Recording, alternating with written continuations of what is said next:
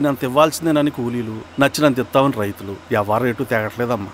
ఈ ఇష్యూలో అన్నలు ఇన్వాల్వ్ అయ్యారా? వాళ్ళు వెనక లేకుంటే ఈ కూలి చేసుకునే వాళ్ళకి ఎక్కడి నుంచి వచ్చినాయి అమ్మా ఎన్ని గుండ్లు? ఇచ్చింది పుచ్చుకుంటమే తప్ప ఏనాడన్నా ఇంత కావాలని అడిగారు వీళ్ళు. పోనీలే, ఇన్నాళ్ళకైనా వాళ్ళకేం కావాలో నోరు తెరిచి అడగగలుగుతున్నారు. సంతోషమేగా.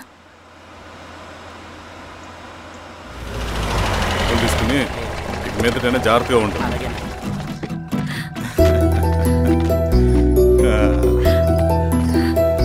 బాగున్నావమ్మా? బాగున్నానన్నయ్య, నువ్వెలా? బాగున్నాను. రా లోపలికి వెళ్దాం. కూర్చో.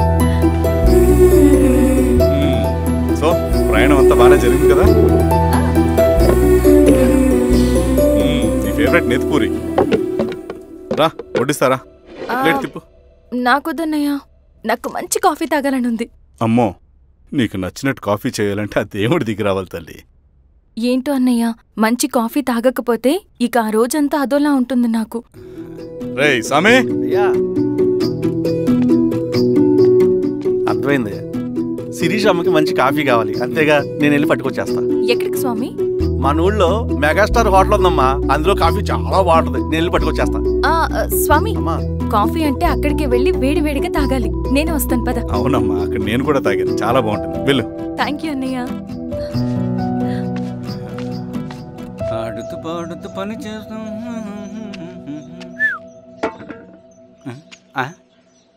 ఏంది మీ పిల్లగాడికా? అవును.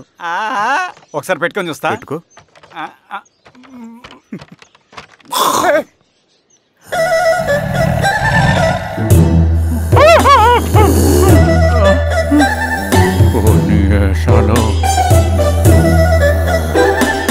ఇన్ని బట్టలు ఉంటే చూడండి, బట్టలు లేకుంటే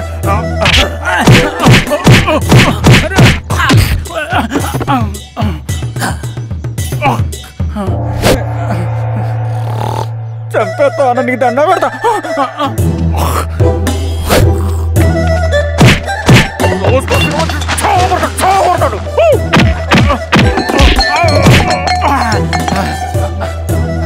నేనన్నా బొట్టుని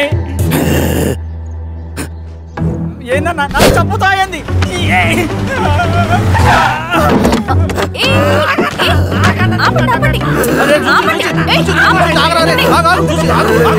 రాత్రి దొంగ సినిమా చూసాడమ్మా, పొద్దున్న నేను పొలాలు కొంచెం చంపేస్తాడమ్మా. మేడం మంచి కాఫీ పెట్టు. మేడమా? అయితే మేడంకి స్పెషల్ కాఫీయా? ఓకే అమ్మా. ఆడికి చిరంజీవి పిచ్చి. పిచ్చా? కాదమ్మా, ఫ్యాను. రండమ్మా కాఫీ తాదు కానీ.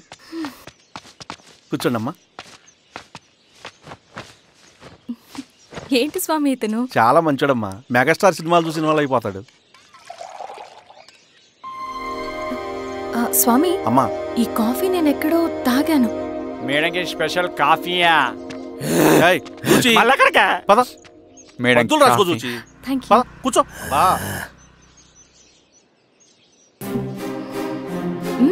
కాఫీ బాగుంది. ఎవరు చేశారు? మా రవణ పెట్టాడమ్మా. రవి? ఎవరు రమ్మను? రవణ మేడం పిలుస్తున్నారు.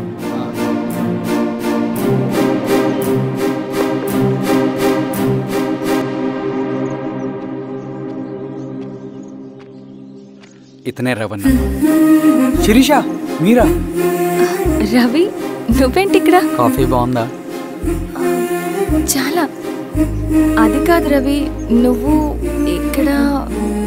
ఈ హోటల్ మనోల్దే. మన ఫ్రెండ్స్ అందరు బాగున్నారా? చాలా బాగున్నారు. అవును మీరేంటి? ఏమైందన్నా? స్వామి త్వరగా కారుతా. జాగ్రత్త అన్నా, త్వరగా పట్టిది అన్నా. త్వరగా పోనీ.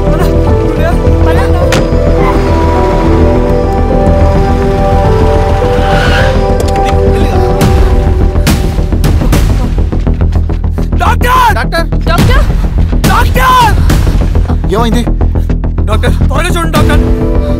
లోపలికి తీసుకురండి.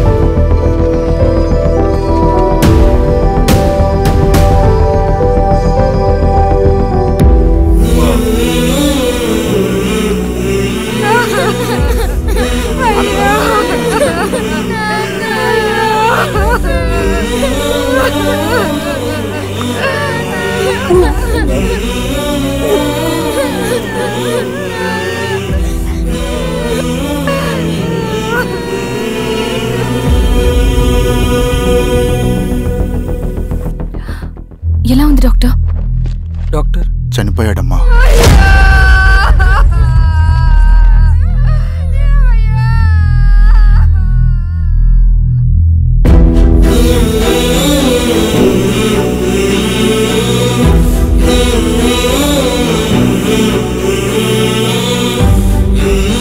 ఆ పేపర్స్ ఏంటి రవి? అతని భూమికి సంబంధించిన పేపర్స్.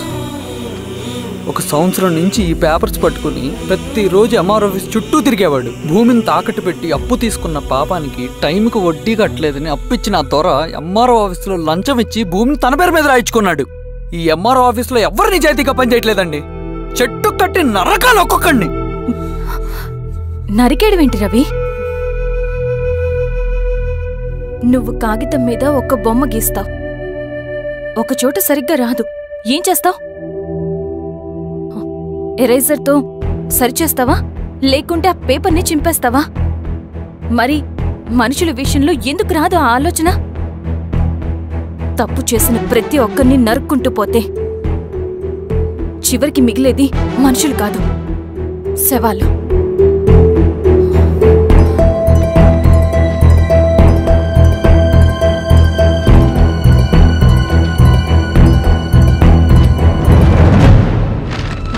పదరవి రా.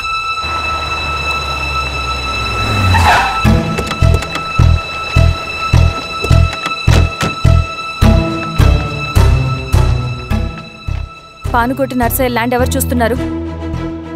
మీరెవరు? ఇదిగోండి అప్లికేషన్. ఇది డిస్ప్యూట్ ల్యాండ్, ఎవడేం చేయలేడు. నీ నిర్లక్ష్యం, నీ లెక్కలేనితనం వల్ల ఒక నిండు ప్రాణం పోయింది. ఒక కుటుంబమే రోడ్డు మీద పడింది తెలుసా?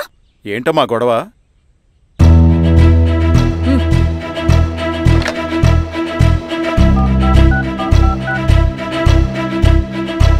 Hello sir.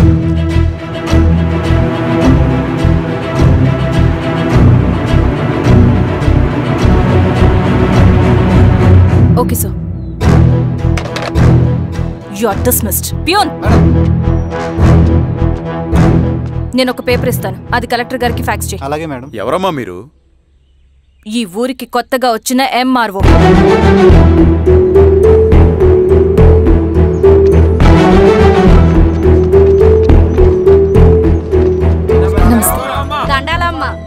మీ పరిస్థితులు నాకు తెలుసు. పని చేస్తేనే మీకు పూట గడుస్తుంది. పనులు మానుకుని మీరు ఈ ఆఫీస్ చుట్టూ తిరగాల్సిన అవసరం లేదు.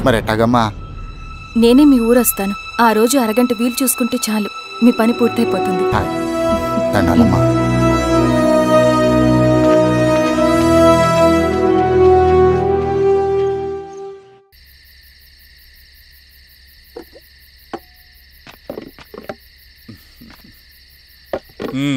ఎంఆర్ఓ గారు ఏంటి ఛార్జ్ తీసుకున్న మొదటి రోజే ఆఫీస్లో మీ పవర్ చూపించారట? అన్నయ్య, నువ్వు సస్పెండ్ చేసిన వ్యక్తి నా దగ్గరికి వచ్చాడమ్మా. పాపం కన్నీళ్లు పెట్టుకున్నాడు.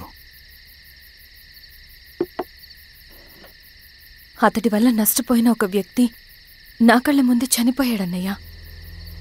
కన్నీళ్లు ఎన్నిసార్లు తుడుచుకున్నా పోతాయి, కానీ వీళ్ల నిర్లక్ష్యంతో పేదవాళ్ల ప్రాణాలే పోతున్నాయి. అన్నయ్య, మా నూరి సమస్య పేదరికం కాదు, నక్సలిజం. నాలాంటి ప్రభుత్వ ఉద్యోగులు వాళ్ల డ్యూటీలు సక్రమంగా చేయకపోవడం వల్ల విసిగిపోయిన జనం అడవిలో వాళ్ల హెల్ప్ తీసుకుంటున్నారు. ఒక వ్యవస్థ ఇక్కడ సరిగ్గా పనిచేయనందుకే మరో వ్యవస్థ అక్కడ పుట్టింది. అందుకే నా పన్నం చేయనివ్వండి. స్నానం చేసిరండి, భోజనం చేద్దాం.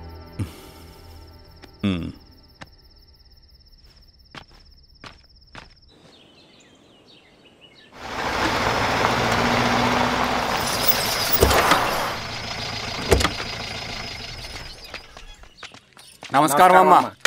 నమస్తే. ఇలా రండి. మీ ఊరు నుంచి కొందరు ఎంఆర్ఓ ఆఫీస్లో అప్లికేషన్స్ ఇచ్చారు. తను వాళ్ళ పేర్లు చెప్తారు, వాళ్ళని పిలవండి. అలాగే మేడం. వెళ్ళండి. Madam, coffee. నువ్వెప్పుడు వచ్చావు రవి? మీరు గంటకోసారి కాఫీ కావాలంటారు కదా, మాటి మాటికి వెళ్ళి రావడం ఎందుకని వచ్చేసా.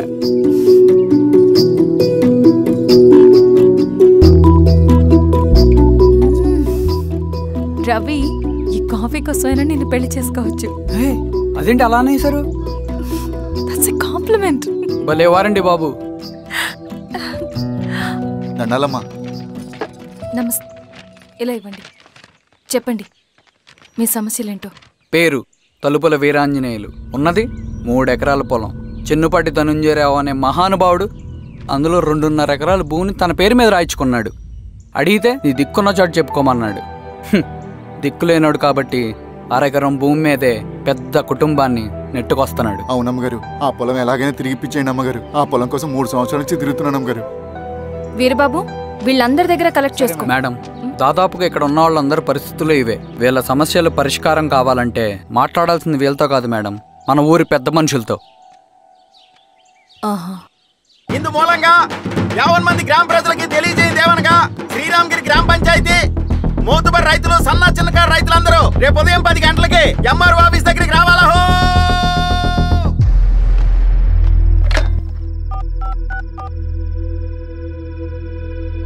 హలో, ఎవరు? నమస్తే బాబాయ్, నేను ఈశ్వర్ రెడ్డి. ఎలా ఉన్నావు? బాగున్నా. చెప్పు బాబాయ్, శిరీష్ ఎంఆర్ ఆఫీస్లో భూ సమస్యల గురించి రేపు మీటింగ్ ఏర్పాటు చేసింది.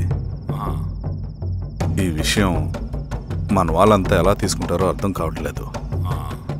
అందుకనే మీకు ఫోన్ చేశాను. శిరీష్ చెప్పింది చేయండి, అదే మనకి కలిసి వస్తుంది.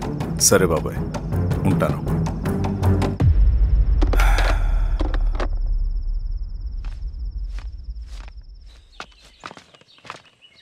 నమస్తే మేడం.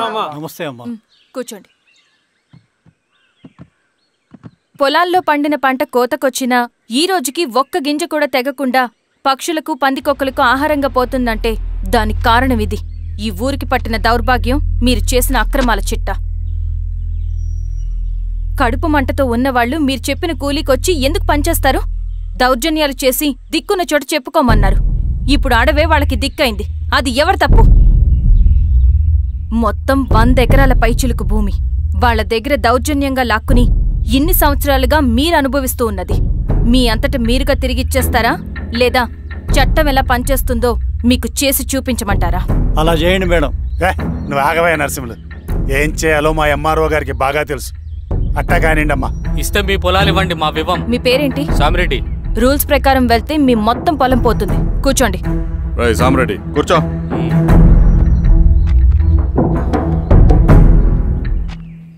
ఏమ్మా, సంతోషమేగా? మరీ నువ్వు అనుకున్నంత చెడ్డవాళ్ళేం కదమ్మా మనోళ్ళు.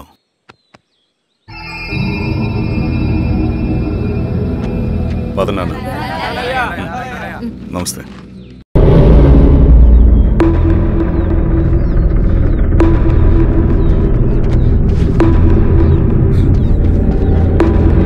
సార్ సార్ సార్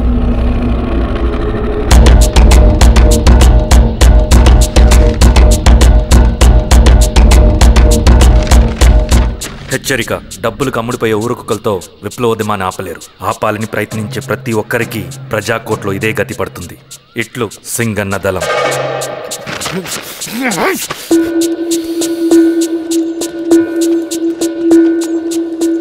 అయ్యా, మీకోసం చెన్నారెడ్డి గారు, శేషారెడ్డి గారు వచ్చారండి. కూర్చోమని చెప్పు. సరే అండి.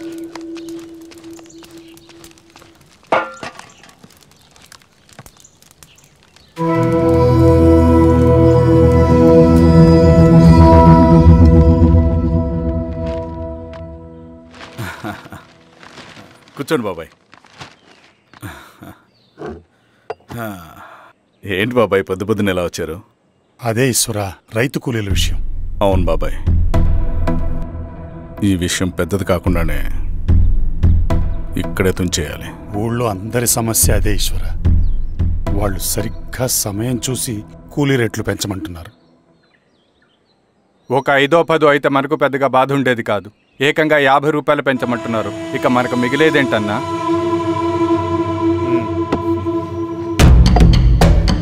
చెరువులోకి నీళ్ళు వచ్చేసరికి జలగలకి బలం పెరుగుతుందంట. ఆ అన్నల అండ చూసుకుని కూలీ నా కొడుకులు రెచ్చిపోతున్నారు. అలా కొనసాగడానికి వీల్లేదు. ఒక గంటకి మీరందరూ పోలీస్ స్టేషన్కి రండి. అక్కడ మాట్లాడి ఏం చెయ్యాలో ఒక నిర్ణయానికి వద్దాం. అలాగే పద.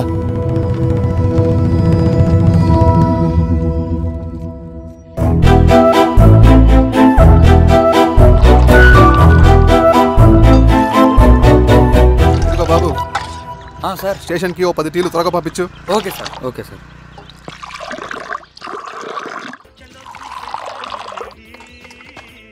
రెడ్డి గారు, బయట ఊరు నుంచి కూలి వాళ్ళని తీసుకొస్తే ఇక్కడ ఊరోళ్ళు ఊరుకుంటారా? గొడవలకు వస్తారండి. నాకు లా అండ్ ఆర్డర్ ఇష్యూ అవుతుంది. వాళ్ళు గొడవకు దిగితే మేమన్నా వాచమలమా? ఏం చేయాలో మాకు తెలుసు. చుండూరు, కారంచెడు, పదిరికుప్పం, నీరుకొండల్లో ఏం జరిగిందో ఈ ఊర్లో కూడా అదే జరుగుతుంది. మీరు ఇలా ఆవేశపడితే ఎలా రెడ్డి గారు?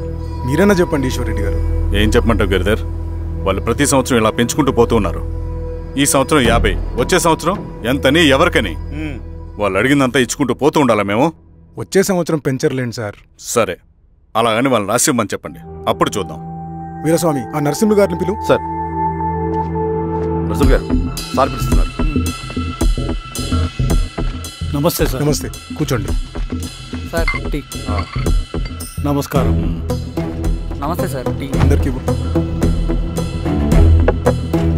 చూడండి. నరసింహ గారు, మీరు అడిగింది ఇవ్వటానికి వాళ్ళు సిద్ధంగా ఉన్నారు.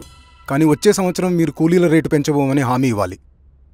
వచ్చే సంవత్సరం మిగిలిన వస్తువుల ధరలు పెరగవని మీరు హామీ ఇవ్వండి, అలాగే మేము ఇస్తాం. మేము అడిగింది మీ చేతిలో ఉంది, మీరు అడిగింది మాత్రం మా చేతిలో లేదు. వాళ్ళ చేతిలో ఉంది సార్, అంతా అన్నల చేతిలో ఉంది. సార్, వాళ్ళెవరో మాకు తెలియదు.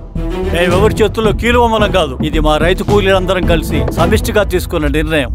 చిన్న చిన్న అవసరాలకు అప్పులు తీసుకున్న పాపానికి మా భూముల్ని బలవంతంగా గుంజుకుని మా పొలాల్లో మమ్మల్నే కూలీలుగా మార్చారు వీళ్ళు. భూమి మాది, పని చేసేది మేము, పండించేది కూడా మేమే. అవన్నీ మీ పార్టీ మీటింగ్ లో చెప్పుకోండి, వింటారు. కూలీ డబ్బులు ఇవ్వడం దయాధర్మం కాదు, మీకు తోచినంత ఇవ్వడానికి అది మా హక్కు. మేము అడిగింది న్యాయబద్ధంగా ఇవ్వకపోతే మీ పొలాల్లో ఒక గింజ కూడా రాలదు. పండిన పంటనంతా కాకులకి గద్దలకి వేసుకోవాల్సి వస్తుంది. ఇక దీని మీద చర్చ అనవసరం. వస్తాం. నరసింహ గారు కొంచెం ఆగండి సార్. మీరైనా కొంచెం చెప్పండి సార్. కొవ్వెక్కిన ఎండ్రకాయ కన్నంలో ఇరుక్కుందంట. దాన్ని బయటికి ఎలా తీయాలో, కోసి కూర ఎలా వండుకోవాలో మాకు బాగా తెలుసు. పదండి బాబాయ్.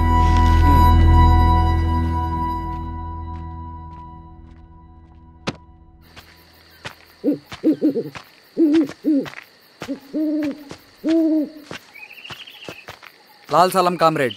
లాల్ సలాం. ఇంత పొద్దున లేచారంటన్నా? విప్లవకారుల జీవితాలు ఇంతే కదా రవి. 15 ఏళ్ళుగా ఇదే జీవితమే కదా బతుకుతున్నాను. ఎటువైపు నుంచి ఎవడొచ్చి అటాక్ చేస్తాడో తెలీదు. పరిగెడుతూనే ఉండాలి. ఈ అడవిలో కడుపు నిండా తిండి, కంటి నిండా నిద్ర కూడా ఉండదు. ఒక్కొక్కసారి తాగడానికి చుక్క నీరు కూడా దొరకదు. 2 పుస్తకాలు, ఒక కిట్ బ్యాగ్, అందులో 2 జతలు, ఒకటి ఒంటి మీద, ఇంకోటి దండం మీద. ఇవే మనకున్న ఆస్తి. ఒక్కొక్కసారి ఇవి కూడా ఉండవు. బార్డర్లో సైనికుడు లాంటి వాడే, అడవిలో విప్లవకారుడు కూడా. ఇదంతా జనం కోసం, వాళ్ళ బతుకుల్లో వెలుగు కోసం. సరే, ఏం సమాచారం? కూలీ రేట్లు పెంచే విషయంలో భూస్వాములు చాలా పట్టుదలగా ఉన్నారన్న. కానీ మన నరసింహ నన్ను ఒప్పుకోలేదు.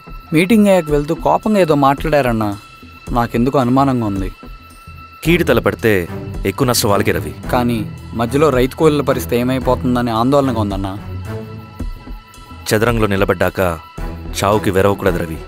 ఇన్నాళ్ళు వాళ్ళు ఇచ్చిన పావలాకి 10 పైసలకి కూలి చేశారు. వాళ్ళ జీవితాలు బాగుపడాలంటే మనం ఎత్తిన పిడికిని దించకూడదు. సరే అన్న. స్వామి, ఎలా ఉన్నారు ఊళ్ళో అందరూ? అందరూ బాగున్నారమ్మా. కోతలు కొయ్యలేదేంటి? ఊళ్ళో కూలి రేట్ల కోసం గొడవ నడుస్తూనే ఉందమ్మా. అడిగినంత ఇవ్వాల్సిందేనని కూలీలు, నచ్చినంత ఇస్తామని రైతులు. ఎవరు రేటు తేగట్లేదమ్మా. ఈ ఇష్యూలో అన్నలు ఇన్వాల్వ్ అయ్యారా? వాళ్ళు వెనక లేకుంటే ఈ కూలి చేసుకునే వాళ్ళకి ఎక్కడి నుంచి వచ్చినాయి అమ్మా ఇన్ని గుండ్లు? ఇచ్చింది పుచ్చుకుంటమే తప్ప ఏనాడన్నా ఇంత కావాలని అడిగారా వీళ్ళు? పోనీలే, ఇన్నాళ్ళకైనా వాళ్ళకేం కావాలో నోరు తెరిచి అడగగలుగుతున్నారు. సంతోషమేగా. తీసుకుని మీదటైనా జాగ్రత్తగా ఉంటుంది.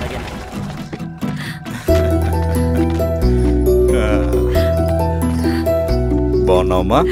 బాగున్నానన్నయ్య, నువ్వెలా? బాగున్నాను. రా లోపలికి వెళ్దాం. రా కూర్చో. సో ప్రయాణం అంతా బాగానే జరిగింది కదా? నీ ఫేవరెట్ నెత్తిపూరి. రా వడ్డిస్తారా? ప్లేట్ తిప్పు. నాకొద్దన్నయ్య, నాకు మంచి కాఫీ తాగాలని ఉంది. అమ్మో, నీకు నచ్చినట్టు కాఫీ చేయాలంటే ఆ దేవుడి దిగి రావాలి తల్లి. ఏంటో అన్నయ్య, మంచి కాఫీ తాగకపోతే ఇక ఆ రోజంతా అదోలా ఉంటుంది నాకు. రేయ్ సామే, అర్థమైంది. శిరీష్ అమ్మకి మంచి కాఫీ కావాలి, అంతేగా నేను వెళ్ళి పట్టుకొచ్చేస్తా. ఎక్కడికి స్వామి? మన ఊళ్ళో మెగాస్టార్ హోటల్ ఉందమ్మా, అందులో కాఫీ చాలా బాగుంటది, నేను వెళ్ళి పట్టుకొచ్చేస్తా. స్వామి, కాఫీ అంటే అక్కడికి వెళ్ళి వేడి వేడిగా తాగాలి. నేను వస్తాను పద. అవునమ్మా, అక్కడ నేను కూడా తాగాను, చాలా బాగుంటుంది, వెళ్ళు. థ్యాంక్ యూ అన్నయ్య. ఆడుతూ పాడుతూ పని చేస్తాం.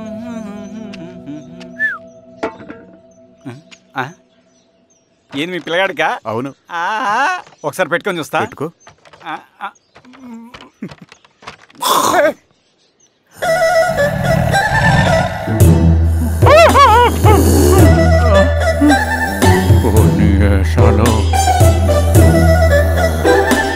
ఇన్ని బట్టలు ఉంటే చూడండి, బట్టలు లేకుండా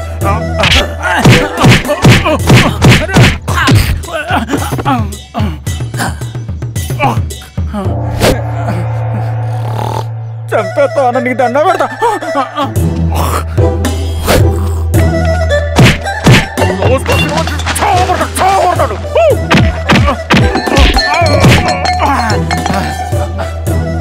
నేనన్నా బొట్టుని ఏందన్నా నాకు చంపుతా ఏంది?